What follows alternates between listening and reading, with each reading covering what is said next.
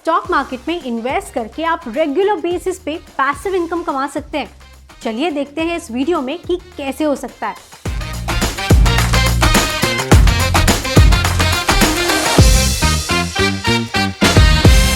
तो मार्केट्स में इन्वेस्ट करके आप दो तरीकों से कमाते हैं।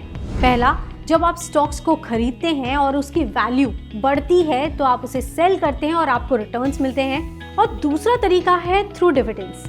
जब आप स्टॉक में इन्वेस्ट करते हैं तो कंपनीज अपने शेयर होल्डर्स को रिवॉर्ड करने के लिए प्रॉफिट्स का एक छोटा हिस्सा शेयर होल्डर्स के साथ शेयर करती हैं, जिसे डिविडेंड्स कहते हैं। अब डिविडेंड्स दो तरह के होते हैं। पहला है कैश डिविडेंड, और ये सबसे कॉमन फॉर्म है डिविडेंड्स का, जहां कंपनीज अपने अर्निंग्स का एक छोटा हिस्सा शेयर होल्डर्स को कैश के रूप में डिस्ट्रीब्यूट करती हैं। और दूसरा होता है stock dividends.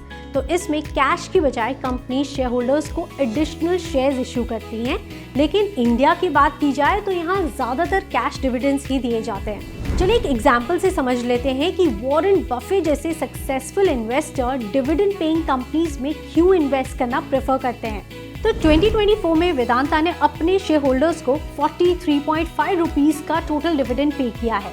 And as of 31 दिसंबर वेदांता के स्टॉक प्राइस देखें तो 444 रुपीज़ थी।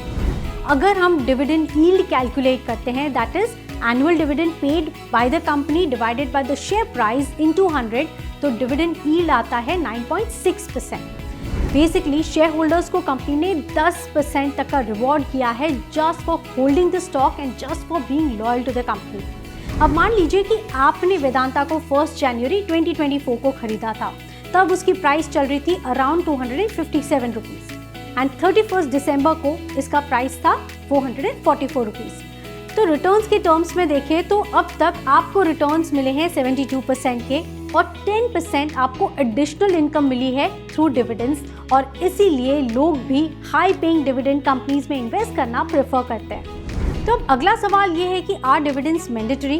Well the answer is no. Dividends mandatory नहीं होते हैं। कंपनी के बोर्ड ऑफ डायरेक्टर्स ये डिसीजन लेते हैं कि डिविडेंड्स देना है या नहीं, और अगर देना है तो कितना पे करना है। अगर उन्हें लगता है कि instead of paying out the dividends उन प्रॉफिट्स को किसी नए प्रोजेक्ट में री इन्वेस्ट करना ज़्यादा प्रॉफिटेबल हो सकता है, देन वो डिविडेंड्स कम देने का फैसला ले सकते हैं और कोई डिविडेंड ना देना भी चूज कर सकते हैं, since it's not an obligation. अब डिविडेंड तो समझ में आ गया, अब डिविडेंड से जुड़ी कुछ इंपॉर्टेंट डेट्स को भी समझ लेते हैं। सबसे पहले आती है अनाउंसमेंट डेट। ये वो डेट है जिस दिन कंपनी डिविडेंड डिक्लेयर करती है। कंपनी बताती है कि वो पर शेयर कितना डिविडेंड पे करेगी। Then comes the record date. तो रिकॉर्ड डेट वो दिन होता है जब कंपनी अपने रजिस्टर को चेक करती है, वो देखती है कि कंपनी के शेयर होल्डर्स कौन कौन हैं जो एलिजिबल हैं to get the dividends. So as an investor आपके लिए रिकॉर्ड डेट क्यों इंपॉर्टेंट है? क्योंकि रिकॉर्ड डेट के दिन आपके शेयर होल्डिंग्स में ये स्टॉक रिफ्लेक्ट होना चाहिए। जैसे अगर रिकॉर्ड डेट मान लीजिए 5 फरवरी है, तो इस दिन आपके पोर्टफोलियो में ये स्टॉक रिफ्लेक्ट होना चाहिए और कंपनी के रिकॉर्ड्स में भी आप शेयर होल्डर होने चाहिए। अब आते हैं एक्स डेट पे। अब प्रॉब्लम यह है कि आप सेम डे तो स्टॉक खरीदोगे नहीं, यानी आपको शेयर्स 5 फरवरी से एटलीस्ट एक दिन पहले खरीदने पड़ेंगे ताकि रिकॉर्ड डेट के दिन शेयर्स आपके डीमैट अकाउंट में आ जाएं। तो ये होती है एक्स डेट। एक्स डेट से stocks without dividend benefit trade करना स्टार्ट कर देते हैं, यानी एक्स डेट पे स्टॉक प्राइजेस में आपको डिविडेंड का एडजस्टमेंट दिखने लगेगा। अब वैसे तो इंडिया में T+1 सेटलमेंट साइकिल फॉलो होती है, इसीलिए रिकॉर्ड डेट और एक्स डेट अब सेम होने लगी है। The next important date that you should know is the dividend pay out date, क्योंकि इस डेट पे कंपनी के रजिस्ट्रार डिविडेंड्स पे आउट करते हैं, यानी आपके अकाउंट में डिविडेंड अमाउंट ऑटोमेटिकली क्रेडिट हो जाएगा।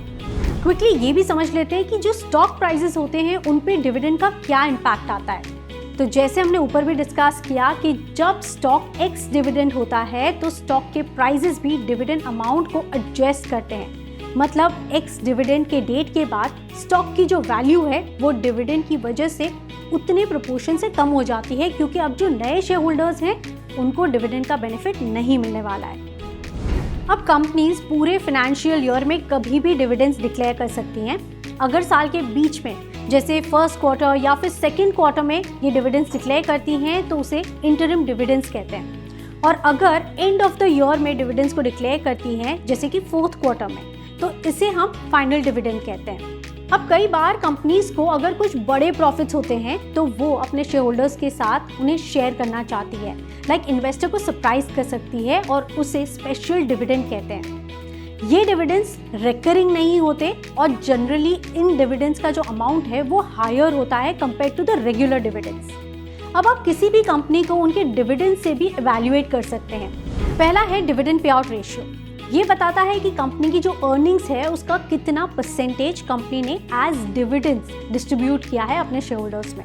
लाइक अगर किसी कंपनी के प्रॉफिट्स हैं 1 लाख रुपीज़ एक साल के और कंपनी ने 25,000 रुपीज़ का डिविडेंड पे किया है, सो दैट मीन्स कंपनी का जो डिविडेंड पे आउट रेशियो है वो 25% का है। और दूसरा है dividend yield, higher the better. तो जैसे कि हमने वेदांता के केस में देखा कि एनुअल डिविडेंड को जैसे ही हम शेयर प्राइस से डिवाइड करते हैं मल्टीप्लाइड बाय 100, इससे आपको मिलता है dividend yield.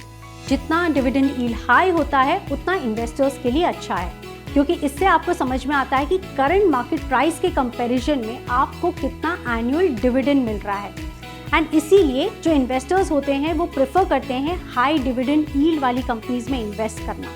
And lastly, as an investor भी किसी भी कंपनी की जो डिविडेंड पॉलिसी है उसे समझना काफ़ी इंपॉर्टेंट है, क्योंकि इससे आपको समझ में आता है कि कंपनी के जो फाइनेंशियल्स हैं वो कितने स्टेबल हैं और आपको कितने रिटर्न्स मिल सकते हैं। So this was everything that you needed to know about dividends. Thank you for watching, see you next time. ऐसे और इन्फॉर्मेटिव वीडियोज़ के लिए स्टे ट्यून विद कोटक स्टॉकशाला।